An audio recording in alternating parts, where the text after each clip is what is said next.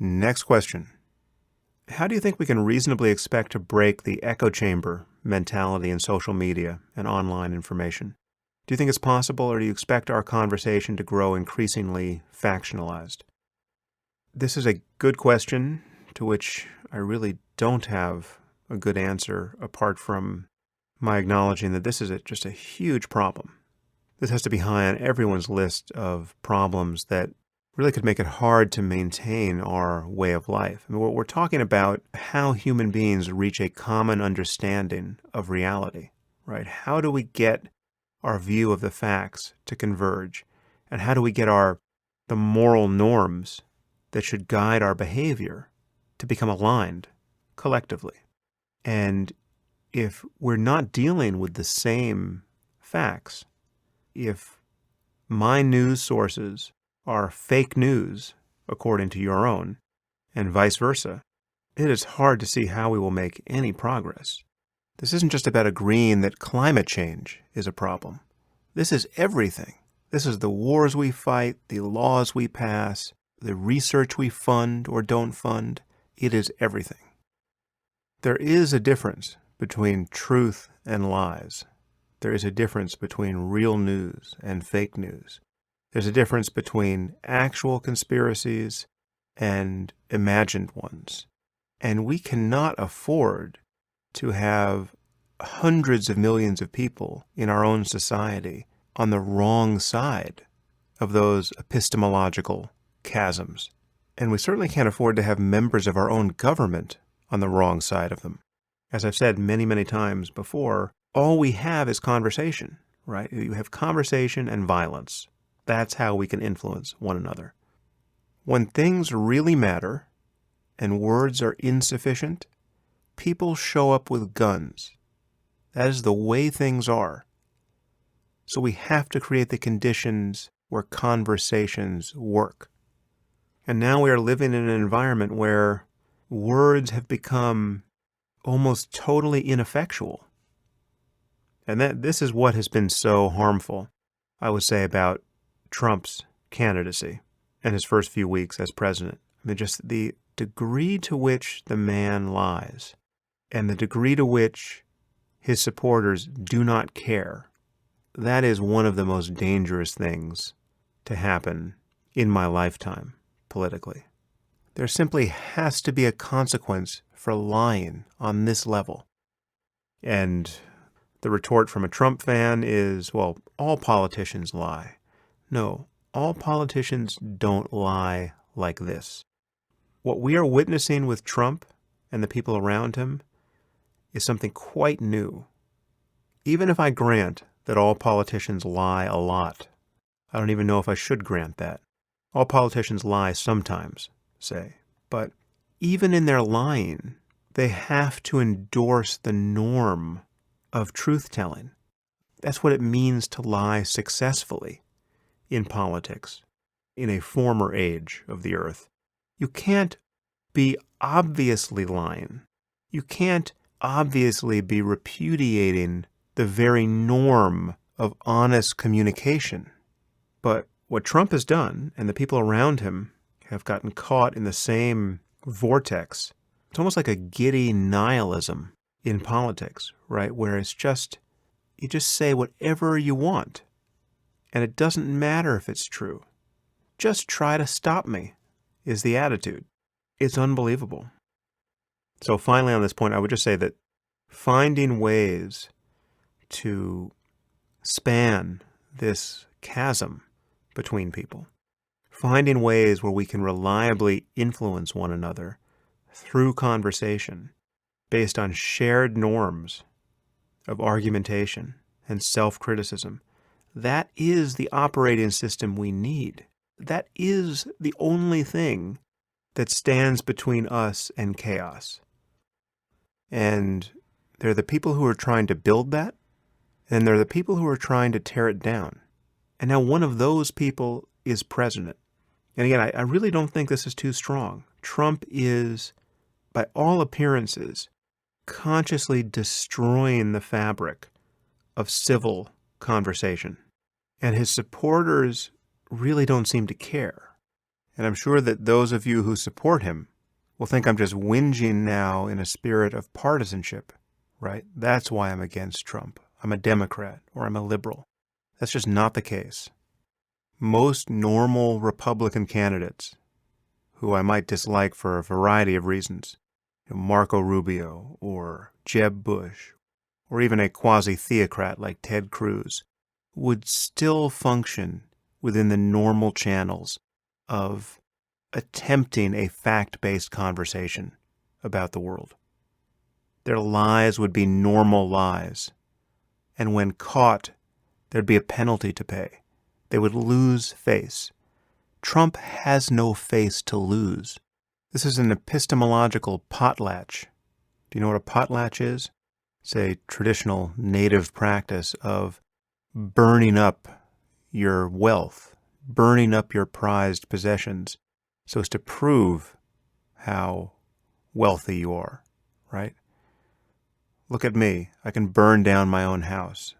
This is a potlatch of civil discourse. Every time Trump speaks, he's saying, I don't have to make sense. I'm too powerful to even have to make sense. That is his message. And half the country, or nearly half, seems to love it. So when he's caught in a lie, he has no face to lose. Trump is chaos. And one of the measures of how bad he seems to me is that I don't even care about the theocrats he has brought to power with him. And there are many of them. He has brought in Christian fundamentalists to a degree that would have been unthinkable 10 years ago. And 10 years ago, I was spending a lot of time worrying about the rise of the Christian right in this country. Well, it has risen under Trump. But honestly, it seems like the least of our problems at this moment. And it's amazing for me to say that, given what it means and might yet mean to have people like Pence and Jeff Sessions and the other Christian fundamentalists in his orbit empowered in this way. I'm afraid to say my cold is now getting the better of me, so I'm going to make this the final question. As luck would have it, it has to do with President Trump. Are you open to doing a podcast with someone who voted for Trump? Yeah, I am, actually. And I've been trying to do that podcast. I am actually hoping to get Peter Thiel on the podcast, which could be interesting for a variety of reasons because there are many other things to talk to Peter about. But honestly, I haven't heard any defense of Trump that concedes his obvious flaws as a person, much less an argument for why these flaws don't matter, right? And this is what you would have to do to defend him in an interesting way. Okay, and I really find this alarming. I mean, the people who defend Trump do not admit that there's anything wrong with him. And if they have done this, I've basically missed it. It's like the most they can concede is that he's uncensored, right? And therefore will inevitably offend some people. That isn't even close to acknowledging the problem. Here's what I think is true. There isn't a single Fortune 500 company or a reputable university, or any other respectable institution in this country, which has a board of directors, which 3 years ago would have said the following. You know what we need to take our organization to the next level? We need a truly brilliant leader. We need someone with vision and integrity, someone who is ethical and deeply knowledgeable. We need the wisest person we can find to take us forward at this point. You know who we need? We need Donald Trump. Okay. I am confident that had those words been uttered in any boardroom in America, the result would have been derisive laughter. And there are good reasons for that. And yet now Trump is president of the United States. And all the reasons why people would have laughed 3 years ago are even more obvious now. But the people who support him don't concede any of his obvious flaws. They think they've rebranded his pettiness and vindictiveness and boastfulness and dishonesty and inarticulateness as some sort of 21st century virtues. When Trump stands up in front of the memorial wall of the CIA and brags about the size of his inauguration crowd, or rather brags about the size he hallucinated, or brags about how many times he's been on the cover of Time magazine, this isn't stagecraft. Okay, this isn't some brilliant manipulation of the media. This isn't some next-level communication. This is his psychopathology leaking out into the world. This is what you'd have to do to defend Trump. You'd really have to reconstrue that in a compelling way. And I don't see how that's possible. When I see Trump in moments like that, as plain as day, I see the confessions of a disordered personality. Okay, I see a child in a man's body. And so it is with his tweets. I mean, ask yourself, how would Trump look if he really were an utter narcissist and a pathological liar? If you don't believe that he is these things, the question is, how would he have to appear to be these things to you? Okay, what would constitute evidence of narcissism and dishonesty? And I think if you can get out of your echo chamber for a second and just dispassionately look at this situation, you will see that Trump could give no more evidence of these things if he tried. To put this in terms that you might more readily understand if you're a Trump fan, this is exactly analogous to the people who claim that jihadists aren't motivated by Islam. So my question to them is, what would jihadists have to say and do in order to seem motivated by their religious beliefs?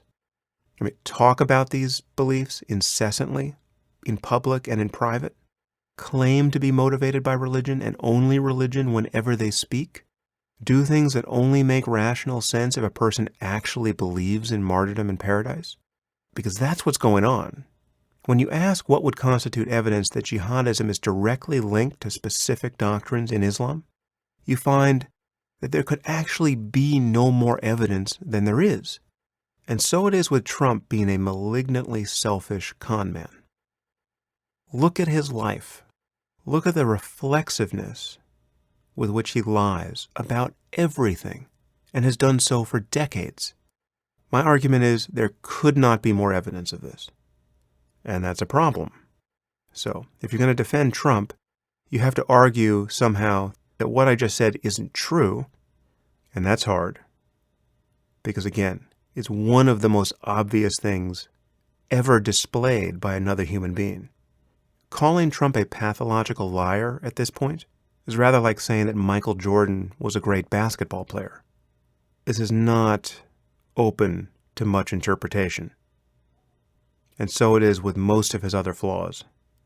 As I said, Trump himself is so alarming, just as a person, and the degree to which his egocentricity and lying have damaged our public conversation is so startling that I can't even worry about the theocrats he's brought with him into government. Chaos is scarier than having a government staffed by religious fundamentalists. But again, the left seems like it's going to do nothing but further empower Trump. And until the left realizes that identity politics is a dead end, it's never going to recover.